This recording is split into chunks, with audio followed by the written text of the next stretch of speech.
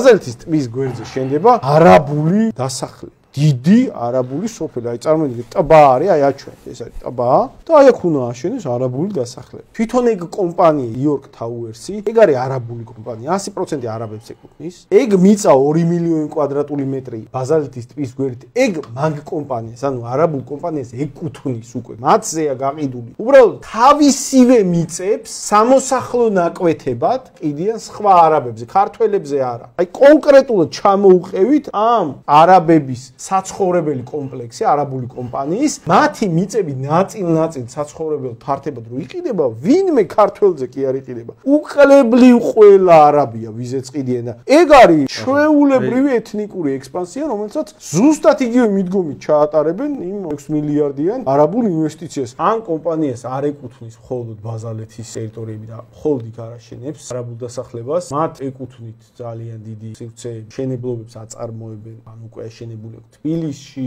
ლისზე, ხაწმინდაზე, საგურამოში, ბათუმში, სხვადასხვა ადგილებზე. ეს არის მხოლოდ ერთი კომპანია, რაზეც ვისაუბრე, მაგრამ ეს არის ერთადერთი კომპანია. ინტერნეტში ძალიან ბევრი რეკლამები ვრცელდება სხვადასხვა უცხოური კომპანიების მიერ, უცხოეთიდან ხალხის ჩამოსაყვანად და მან დასასახლებლად